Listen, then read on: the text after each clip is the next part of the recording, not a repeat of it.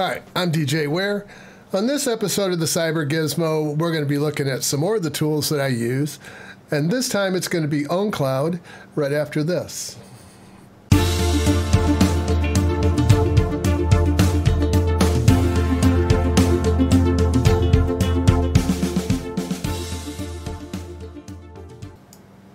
Now, I've used commercial cloud services before. I used Dropbox for a while until one day it was kind of weird. They were looking at drives that were on my system that had nothing to do with any place where I had stored anything.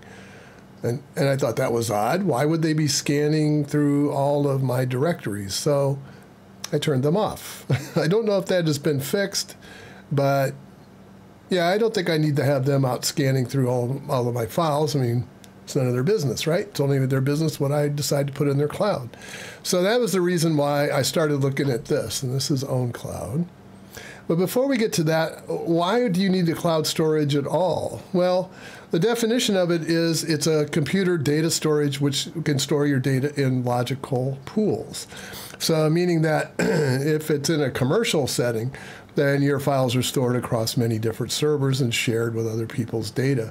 It's shared in terms of space, but not shared in terms of access. The data is accessed either through a web browser or an app, such as one you might install on Android or iOS, Linux, macOS, Windows. There's a lot of different options to install them. But it's nothing new. The cloud computing model was invented a long time ago by J.C.R. Licklider for the ARPANET back in the 1960s. In fact, if you read very much about him, you will find that much of the model around the internet and the vision for how it was to work was his. He came up with that a long time ago. So nothing new here. But the first commercial version of a cloud environment was CompuServe in 1983. And that, of course, is Verizon Media. It's hard to keep up with who gets passed off to what. But yeah, that's part of Verizon Media today. They're still around, at least in some shell form of what they used to be. But today there are lots of commercial cloud providers. I mean, there's AWS S3 from Amazon. There's Google Cloud. There's SmugMug. There's Dropbox, iCloud, OneDrive, Pinterest, Box. It could just keep listing them on and on and on. But one thing they all have in common is they're all commercial offerings, and they all want to charge you money to store things. They might have a free plan for a limited amount of data storage, but it's really designed to have you pay each month or each year for access to store your information in their servers. But why do you need one? Well, if you only got one device, you don't. I mean, there's no reason to sync anything. But if you have multiple devices, then a cloud storage allows you to sync your files across all of them.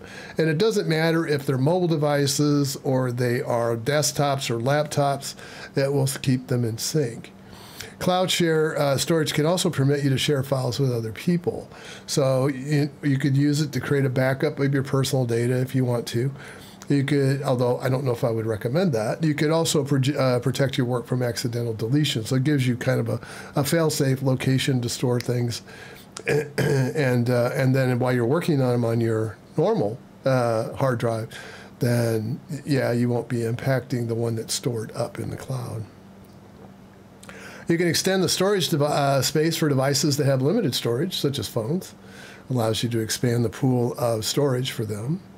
If the cloud is off premises, then it could serve as at least a partial backup for critical files. So yeah, I mean, you could use it for that, but again, probably not the best use of cloud. There's two types. There's public cloud providers and private cloud providers. The public ones are you're storing your data on somebody else's computer.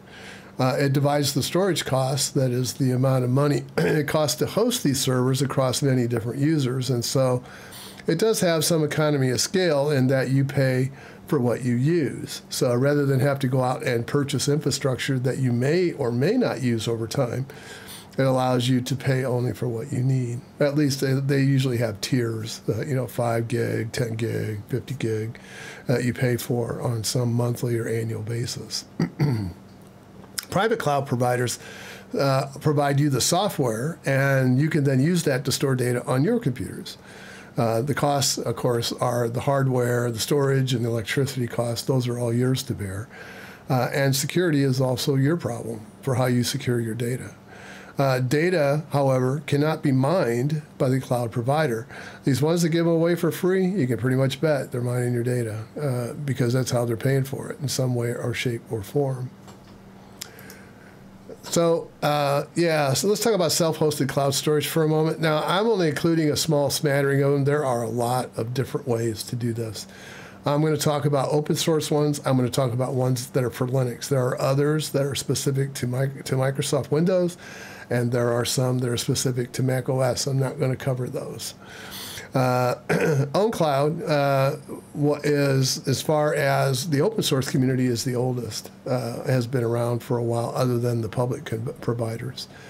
There were some ones that came before this, but they weren't really set up for this type of use. OwnCloud is a file syncing solution only, so that makes it kind of unique, and it is open source. It has about 50 million, according to their website, of users worldwide. NextCloud was a spin-off from OwnCloud. The creator, the original creator of OwnCloud, wanted to take the company in a different direction and wasn't really allowed to. And so him and some of the developers that wanted to pursue that interest left OwnCloud and formed NextCloud. So it's a fork of OwnCloud. And it also does file syncing, but it also offers collaboration. It is open source, and they also offer HIPAA and GDDR compliance within their model. But it offers a lot more than cloud storage, and it's a good system. I don't have any complaints with it, other than for my needs, I didn't want all that. And so I'm a minimalist. If for security reasons, I don't just install software that does things that I don't need it to do. And NextCloud doesn't fit my use case. And so if I was interested in the collaboration platform, sure, I would use it, but I'm not. And there's also CFile, and that's designed for high performance file syncing. It is open source. It's community. There is a community version, and there's also a commercial pay version that provides support similar to some of the other open source initiatives where you can buy support for commercial entities that need that. It has built-in encryption, and it also has a knowledge management engine built into it. So I'm not going to cover that one today, but I'll probably just do OwnCloud today and then maybe come back if you guys are interested in some of the others, install those. But I don't use CFile, and I don't use NextCloud. So today, like as I said, I'm going to explore OwnCloud. There are server downloads that allow you can put it on standalone servers as a tar file. You can unpack it, configure it, and start it up. There's also Docker images, which have Docker Compose. Now, good spelling job.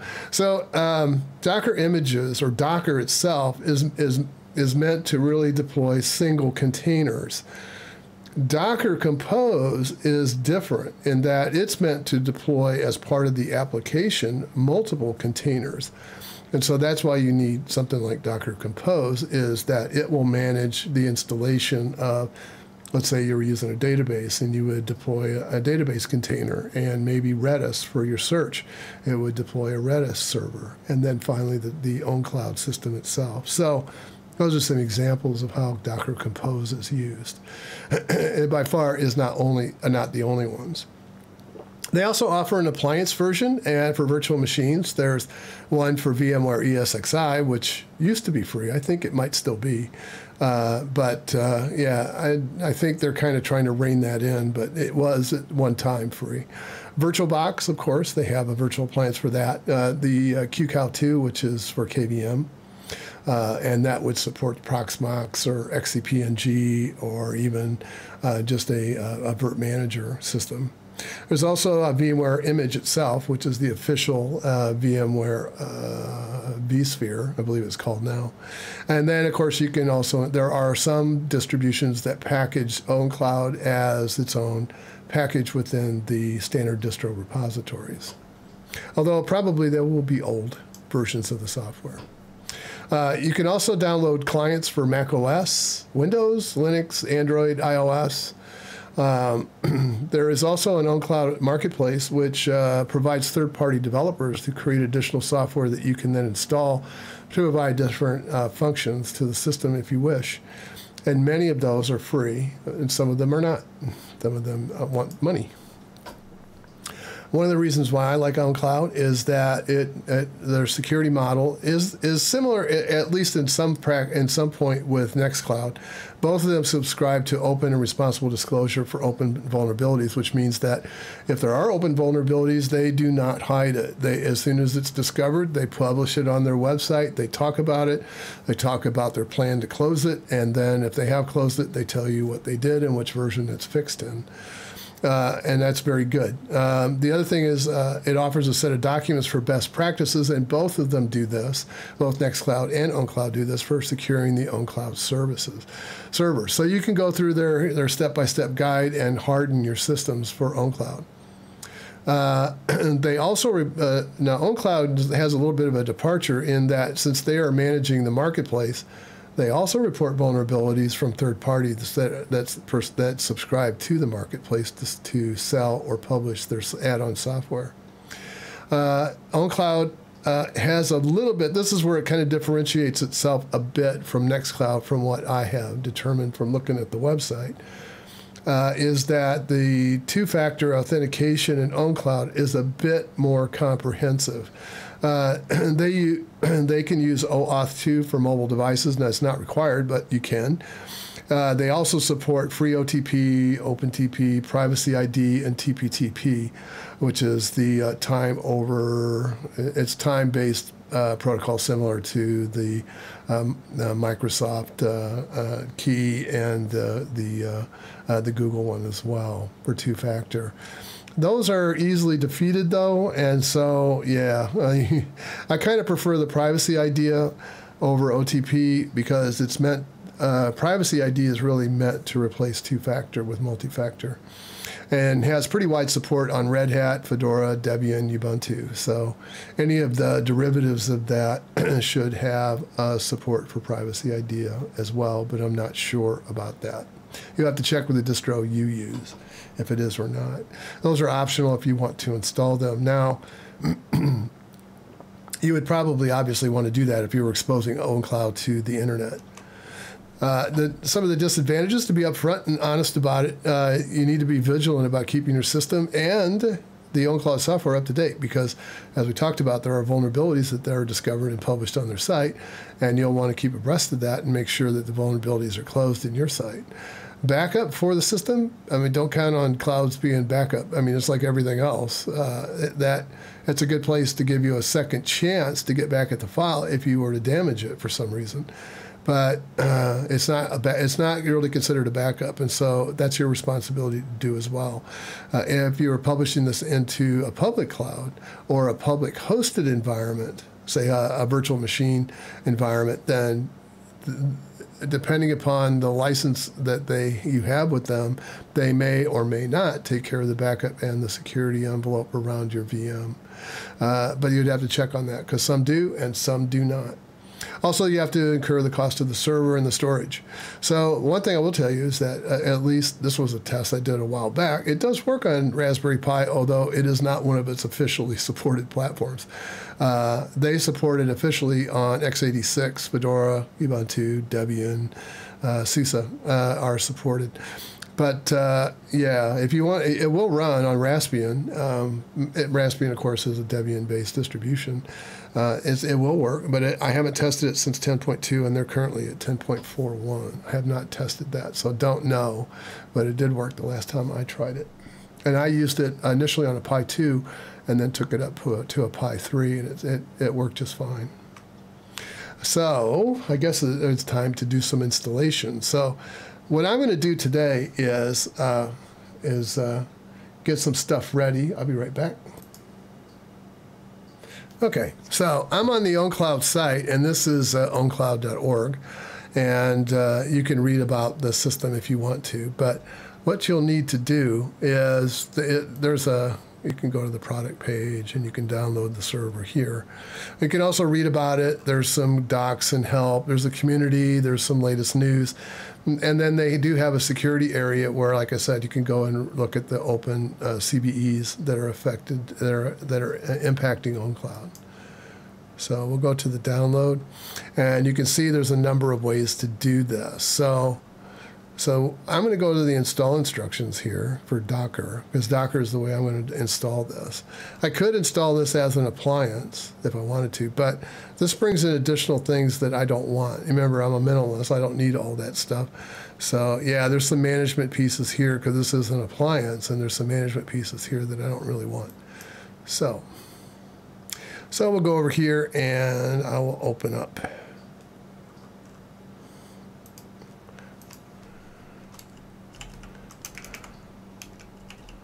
Sorry, I was doing some stuff with Reaper today, so let me go over here to Docker. And Docker is a VM. Oops, not.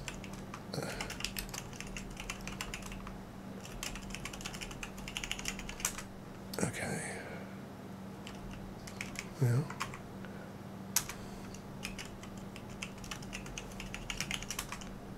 All right, there we go. Okay, so let me kind of get this out of the way, and we'll kind of just follow along with the instructions here. So it talks about some general things about OwnCloud, and here, let me just get this out of the way.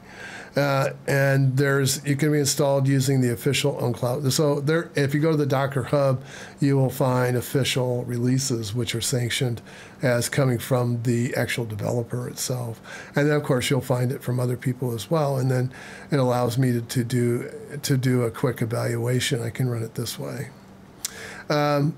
But we're going to actually install this, and we're going to use a compose file to do it because we want to keep this resident.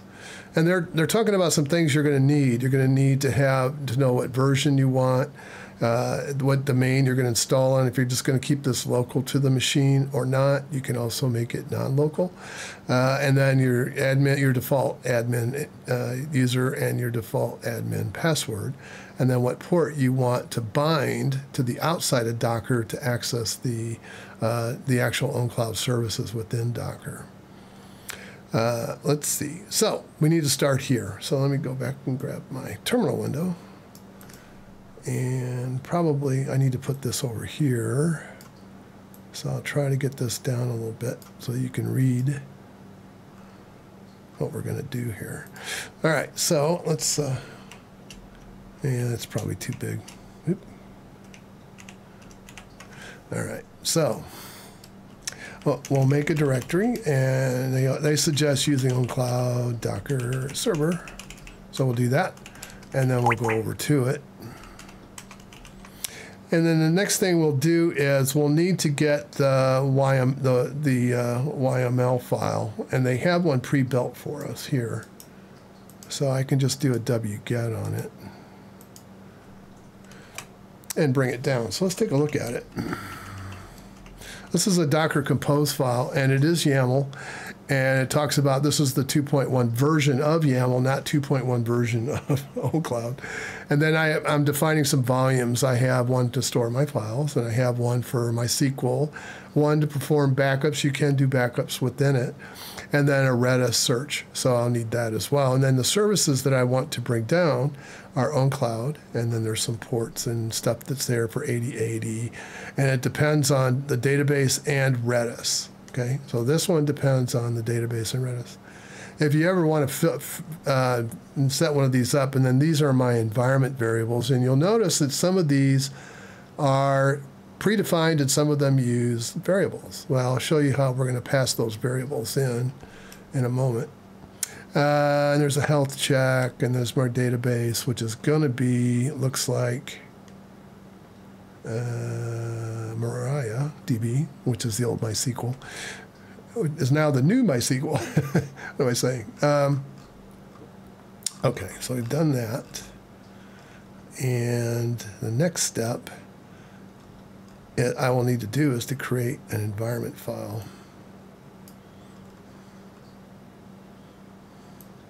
So I'm just going to copy this right here. And what this is going to do is a cat with 2 greater than signs means to concatenate from the standard in until you encountered the words EOF and then terminate.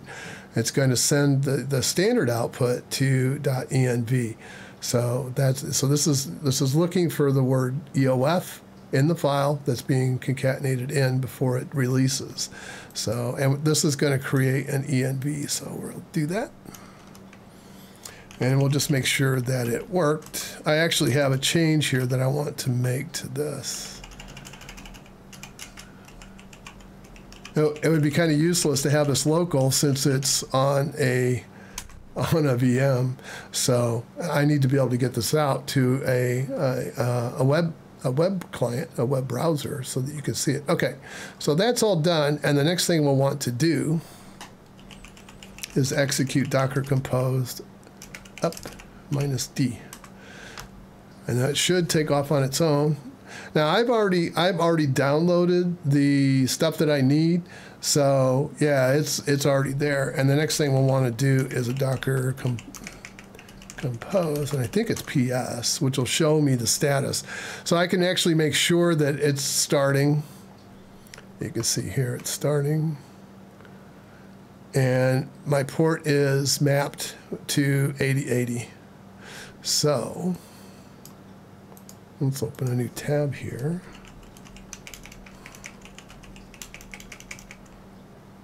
That was the install. Yep, that was the install.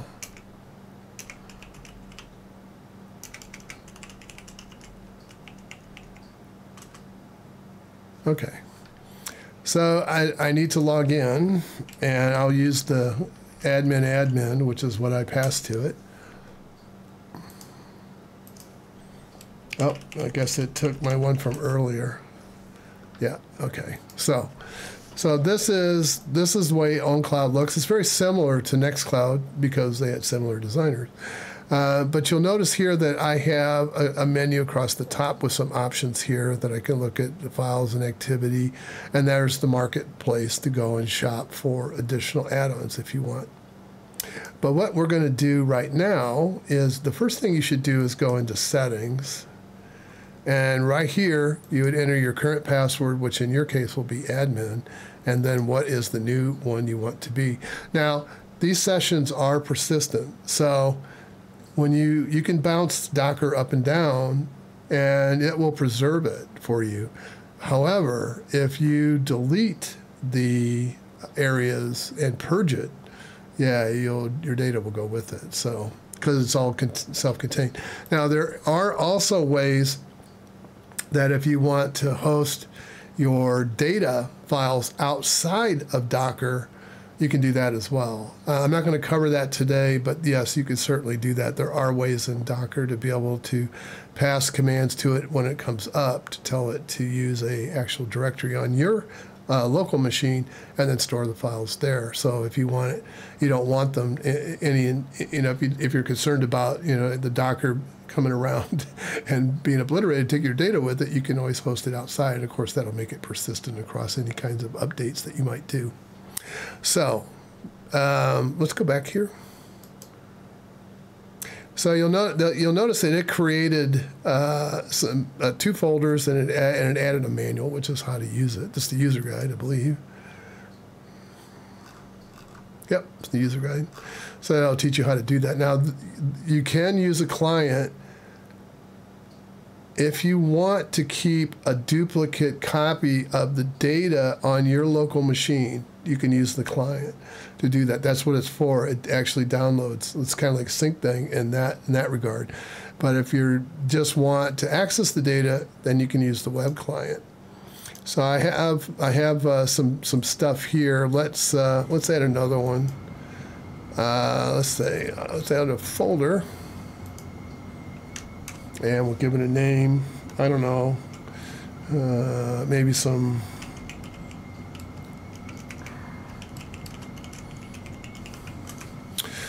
And we'll open that up. Now all I need to do is go find something I want to transfer over there to it. Let's see. what do I want to move over? I have one on permissions. It's a, let me just bring that over and drop it. So that's it. And you can set up areas that are shared in here, or you can set up areas that are private for each user, or both. So you can set up groups, and you can have them shared with others, or they can share stuff with you. Just similar to the way Dropbox works a little bit, except in this case you're not hosting it outside, you're hosting it inside. And then to access the files again, let me go over here to books. I'll bring up this document, this presentation by Stephen Bourne. This was done back in 2015, where he talks about his early experience. Now, Stephen Bourne is, of course, the author of the Bourne Shell. He also had a lot to do with some of the early C compilers and some of the later ones as well. So, yeah. Anyway, you can then read it, you can download it, and you can keep it, and whatever you want to do, or you can update it. So, and from a basic level, I mean, we could go through all of the features if you want. I mean, you can assign external storage. Now, this would be like a NAS. They don't really recommend that, and neither do I. It's not really something you want to do because it's adding an extra layer of vulnerability to your system. And so you can do it, and you can mount it, and you can store stuff to it, and you can retrieve stuff from it. But they don't really recommend it, but they put it here because some people still want to do it. There are some sharing options. You can accept new incoming user shares. So what this means, if someone shares something with you, it automatically is accepted by you. If you don't want that, you can turn it off. Allow finding you via autocomplete in the shared dialog. It's probably helpful if somebody doesn't know exactly how to spell your name. And then there's some security models here. They have a very good write-up about how to enable some of the advanced features for both multi-factor and two-factor authentication. So there's a couple of blog posts that are on, I think they were a couple months ago, where they covered this pretty extensively. So if you're interested in that, go out to their blog at their website. And then there's some additional things, which there aren't any things in here. And then if you wanted to install, now this is applications that you can add on additional capabilities to OwnCloud. And this is pretty, it's not the same as NextCloud. NextCloud has a much larger base of options that you can choose from. The install process, oddly enough, for OwnCloud and NextCloud are pretty similar if you're installing Docker. It's very, very similar. And then here's your support. They do offer support for it if you want. This is where you would enable the option to allow external storage. If you want server-side encryption, you can turn it on and you can enable it. There's some information here. Oops. Yeah, I am lost, I guess. It should come up with, yeah, there we go. So it talks about, before you enable it, this is some things you need to be aware of and how it works before you actually enable it. And then they give you a second chance down here to actually enable it or not. I just leave it off for now because I'm not trying to show you everything today.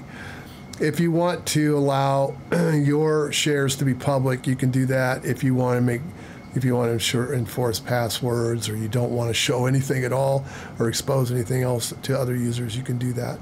And then this is if you have somebody that has been sending you things you don't want, don't need, don't care about, and don't ever want to see again, then you can just blacklist them right there from your list. I don't know if there's anything in additional or not, but then there's some help and so forth. But their model that they have for the documentation is more comprehensive online, of course. So some other things you can do is if you're the administrator, you can set up users, and you can assign them roles and groups, and you can even define quotas for how much data space that you're going to allow them to store things in. So it's pretty complete. Let's see. I don't know if I can I guess this is really showing everything you need to see about that. You add the username here. If they have an email address, you can put it there, what groups, and you can add groups here if you want. And then you just create it, and it adds it to the list. You can make them an admin, or you can make them just a regular user if you want additional support or help. So, very basic, very simple.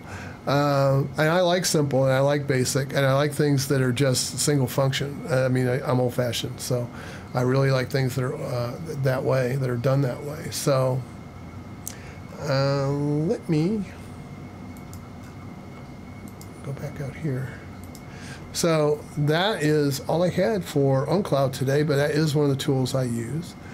I do use the client, and the next time I come back, I'll show you how to use the client. It's a little bit different on how it works. It's very similar to NextCloud, so if you know how NextCloud works, it's very similar to that. And there's also, you can hook it up to your, if you have a mobile phone or you have a pad, you can do that. Touchpad, you can do that as well. So, yeah, I mean, if you can access your files remotely from them as well. Now, you can, of course, always use your web browser on those devices, but if you actually want to take the files and put them on those devices, you'll need the client to do that. So, that is all I had today. Hope to see you all again real soon. Let me know in the comments below what you like to use, and see you next time. Bye for now.